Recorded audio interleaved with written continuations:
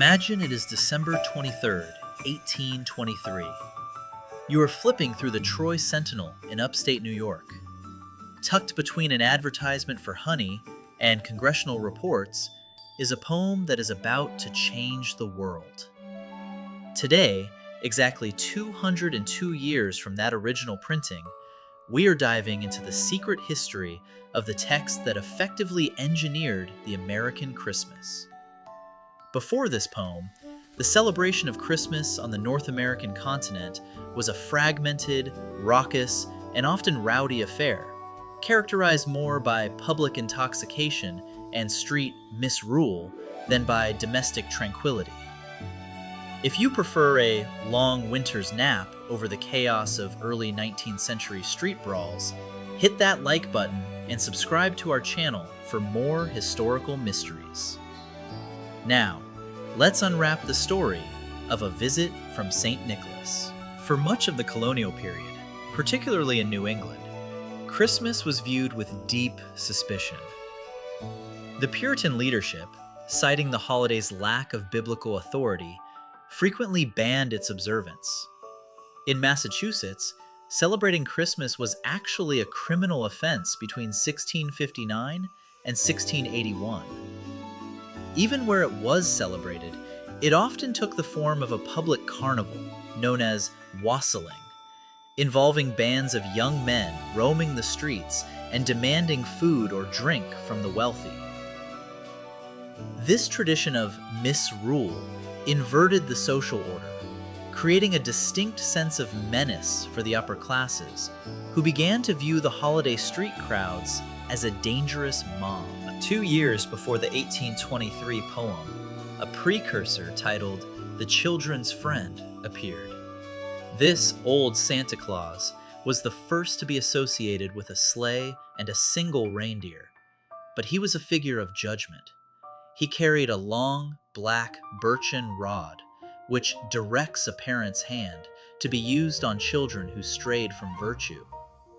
The 1823 poem famously removed this punitive element, replacing the birch rod with a wink of his eye that assured the child there was nothing to dread. The transformation of St. Nicholas was a deliberate project of cultural engineering by the Knickerbockers, a group of New York antiquarians seeking to manufacture a distinctive history for the city.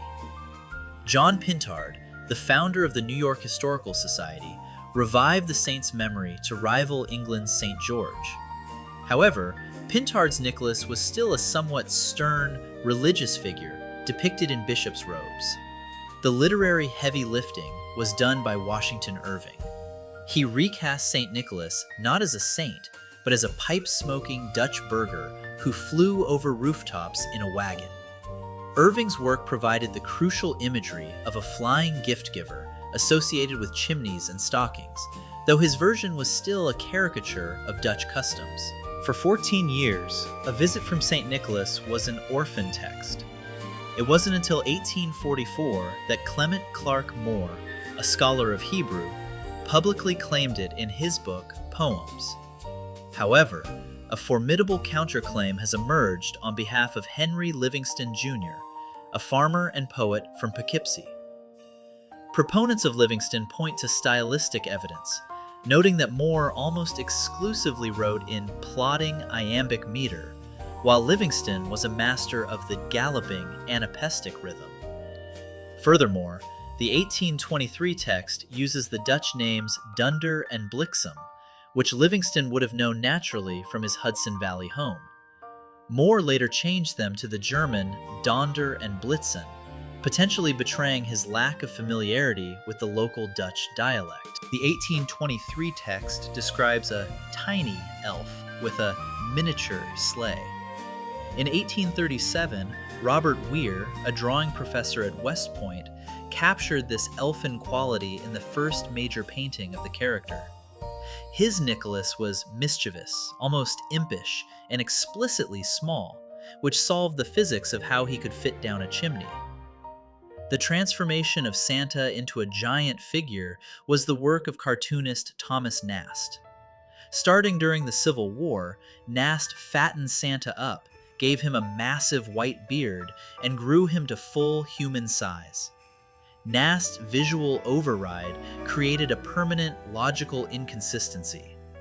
How does a massive man fit down a chimney when the poem calls him an elf? A curious intersection of the poem and biology involves the reindeer. The poem depicts them with antlers in late December.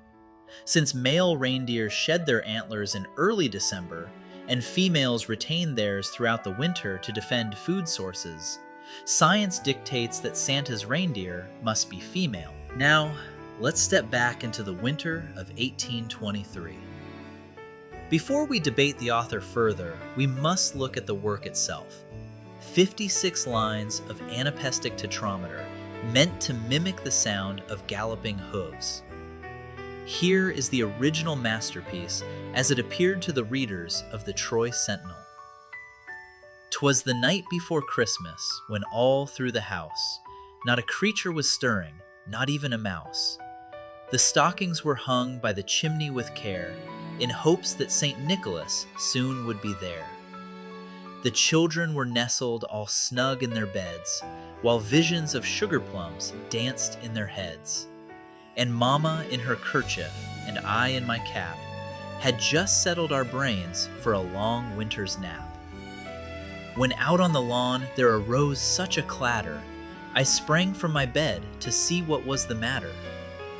Away to the window I flew like a flash, tore open the shutters, and threw up the sash.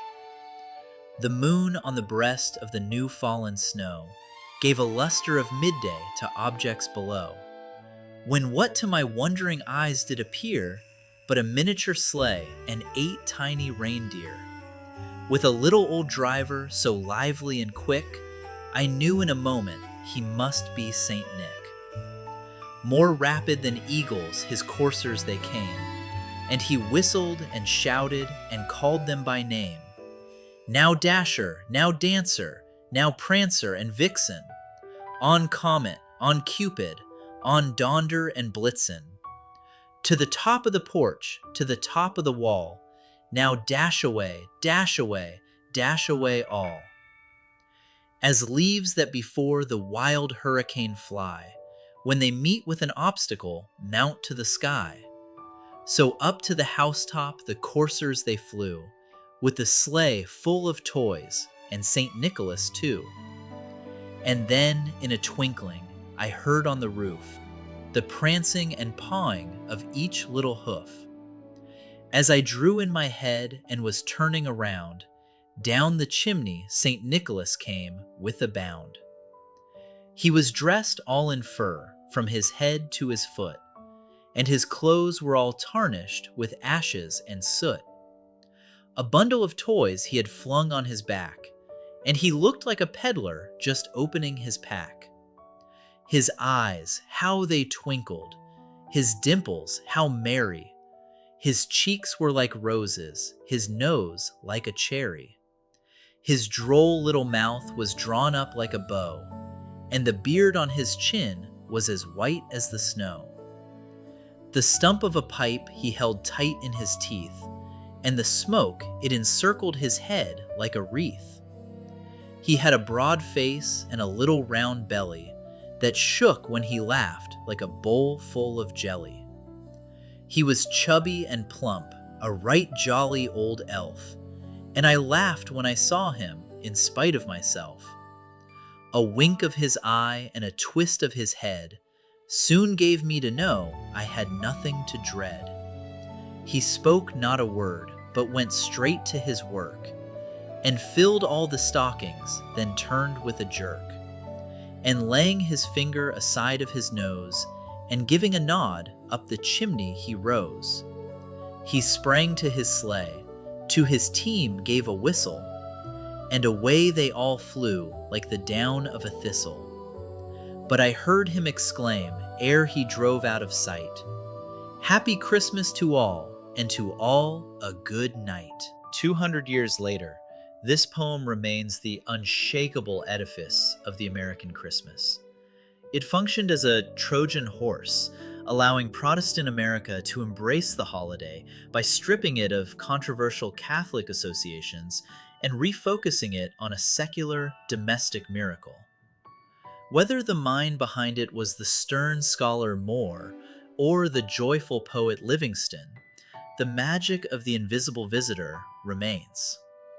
If you enjoyed this journey through history, don't forget to subscribe for more. Question for the comments. The original 1823 poem says Happy Christmas, but most say Merry. Which one do you use? Let us know below. Have a Merry Christmas, and until next time, stay curious.